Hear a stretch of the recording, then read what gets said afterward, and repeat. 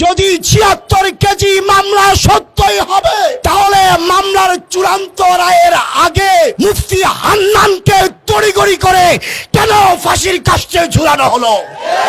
সেই মামলার আসামি তারেক রহমান কেন খালাস পায়? ফারাবী, শেখ ফরিদ, আমিরুল ইসলাম সহ যে সমস্ত ওলামায়ে কেরাম ওই সমস্ত মামলায় জেলখানায় আছে, ওদেরকে অবিলম্বে মুক্তি দিতে হবে। তারেক রহমান জামিন পাচ্ছেন, বাবার সাহেবরা অস্ত্র মামলা থেকে মুক্ত হয়ে স্বাধীনভাবে ঘুরে বেড়াচ্ছেন, তাহলে এই মুক্তি ওলামায়ে কেরামের অধিকার। বাংলাদেশে জঙ্গি নাই।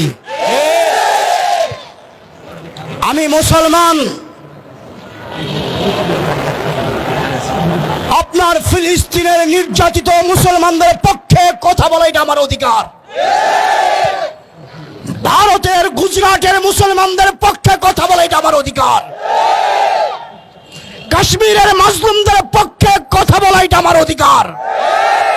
তাই বলে কেউ জঙ্গি হয়ে যায় না।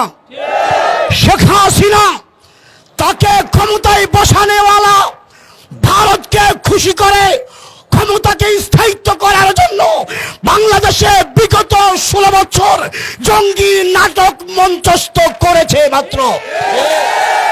আমার জিজ্ঞাসা, যদি ৭৬ কেজি মামলা সত্যই হবে, তাহলে মামলার চূড়ান্ত রায়ের আগে মুফতি হান্নানকে তড়িঘড়ি করে কেন ফাঁসির কাস্টে ঝুলানো হলো?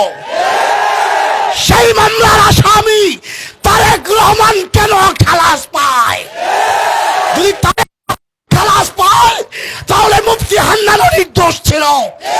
তাকে ফাঁসি দেওয়ার বিচারে হাসিনারও বিচার কার্যকর করা উচিত। অতএব এই সমস্ত মামলায় যে সমস্ত ওলামায়ে কেরাম এবং মাজলুমরা জেলে আছে, তারা নির্দোষ, তারা নিরপরাধ, তারা জুলুমের শিকার, হাসিনার ক্ষমতার লোভে লিপ্সায় নির্যাতনের শিকার এই সমস্ত ওলামায়ে কেরাম।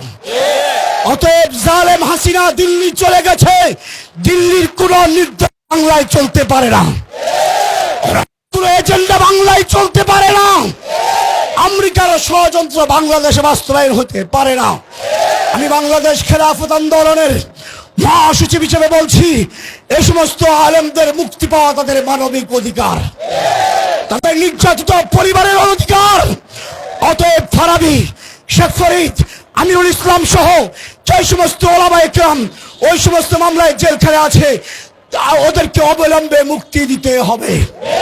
তারেক রহমান মুক্ত, আপনারা জামিন পাচ্ছেন, বাবার সাহেবরা অস্ত্র মামলা থেকে মুক্ত হয়ে স্বাধীনভাবে ঘুরে বেড়াচ্ছেন, তাহলে এই মুক্তি ওলামায়ে কেরামের অধিকার। অতএব মুক্তি দিবেন, নচেত আলেমদের সাথে বৈষম্যহীন মুক্তি আন্দোলনের সাথে খেলাফত আন্দোলনের একাত্মতা ঘোষণা করে মাঠে নামতে বাধ্য